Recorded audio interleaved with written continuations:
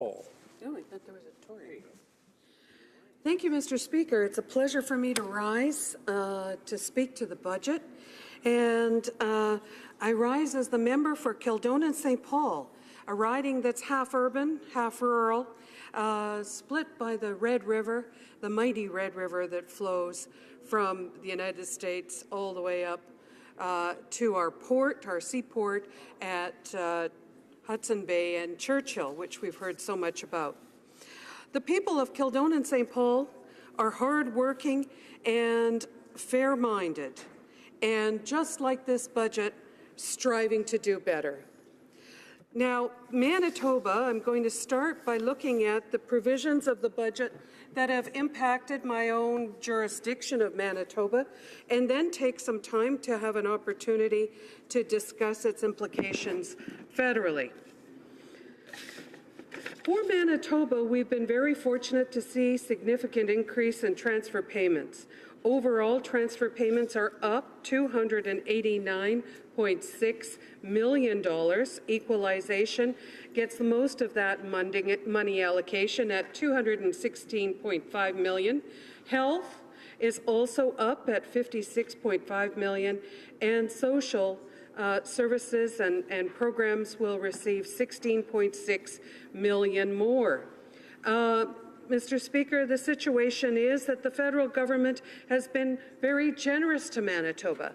However, with a Conservative government provincially, we haven't necessarily seen the rollout of those innovative and supportive measures as quickly and dynamically as we had hoped and see in other jurisdictions. But one can remember from the past that that was the legacy of the Harper Conservatives, and instead of looking at investment, looked at conserving funds and innovation.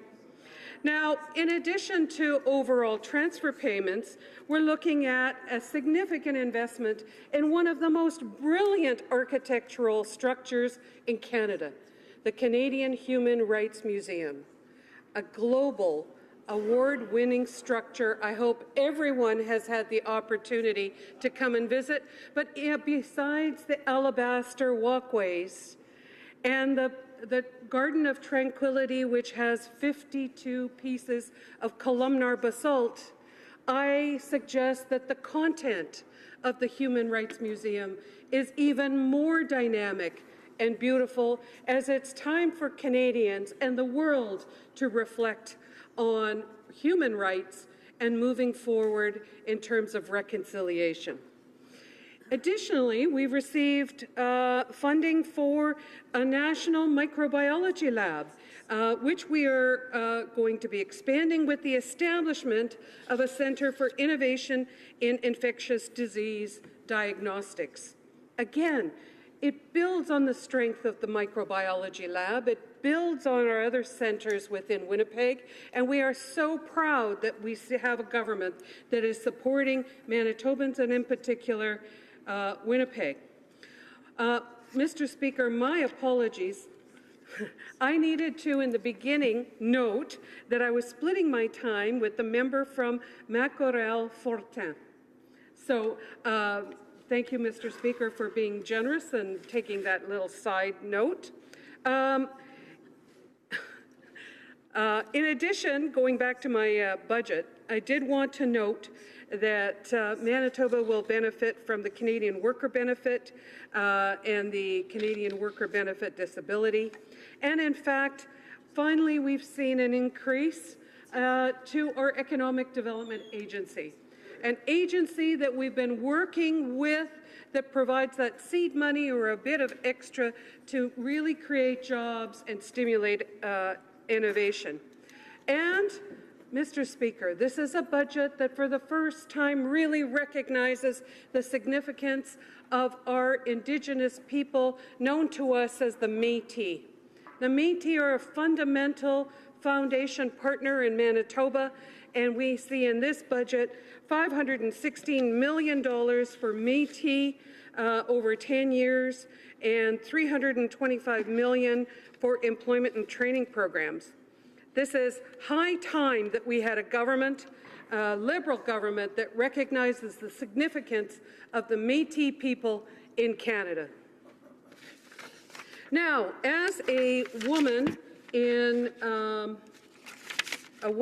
scientist in earth science, I am thrilled with this budget when we look at it in a broader sense. I spent most of my professional career in exploration and development in the mineral sector, and I see this as a budget that takes the steps to provide the framework for what is the most important barriers of development, and that is an establishment of certainty. We see this with pipelines, but we also see this for hard rock projects.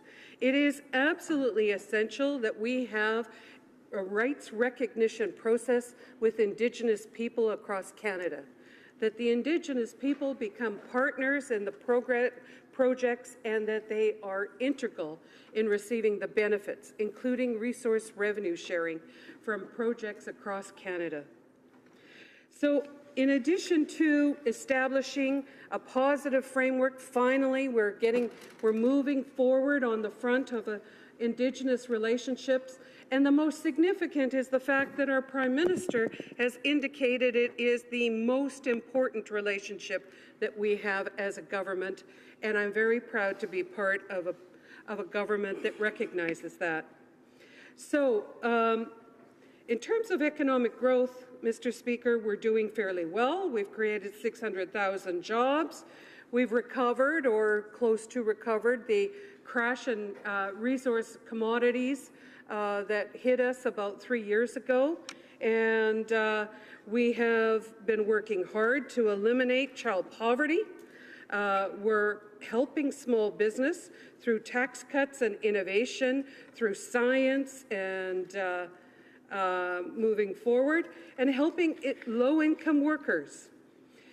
But specifically, I want to thank the government and thank the Minister of Finance for recognizing the importance of the mineral exploration tax credit. Explorationists are working on the hope that they're going to make a discovery.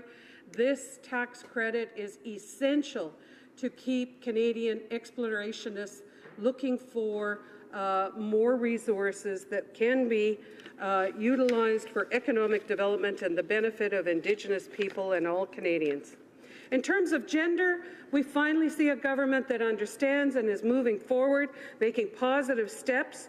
Parental sharing will make a significant difference. All we have to do is look at the great work that Quebec has already done, paved the way, with 80% of Quebec fathers using this provision, while the rest of Canadians, males or other partners, are only engaged 12% of the time, Mr. Speaker. In addition, we see the government indicating that they are bringing in pay equity legislation, and a very significant flag that we're moving forward on an essential program that will be coming forward. And we're going to be boosting women's labour participation in trades and apprenticeship. But if we looked at the extractive industries, Mr. Speaker, which I'm particularly interested in, we can look at their sustainability reports and their GIR statistics, Global Reporting Initiative. Most of our companies are the best in the world. We are clearly the leaders in hard rock and actually in the oil and gas industry. But looking at these reports would indicate that we have not seen significant advancement in gender equity. For example, Cameco, which has the best record, has only 24% women. Hudbay 20, and Barrick only at 15. Vale only 12% women in the workforce. We need to do so much better. In terms of Indigenous peoples, 25% of the committed money in this budget is going to Indigenous people. We are proud of that. It's needed. We know the significant challenges. Science, this is the largest single investment in fundamental research in Canadian history. We can all be proud of that, versus the Conservative strategy in the previous government of muzzling scientists, hardly the way that we see a progressive country moving forward. How are we doing? I just want to end by saying, when you look at global rankings, we're 7th globally in social and environmental issues, 3rd in the number of high-quality universities, 2nd in tolerance and inclusion, and actually 1st in the tolerance of religious tolerance and tolerance for immigrants, 2nd in the access to advanced education, and 1st in low homicide rates. Seems like the Liberal government is on the right track, Mr. Speaker. Thank you.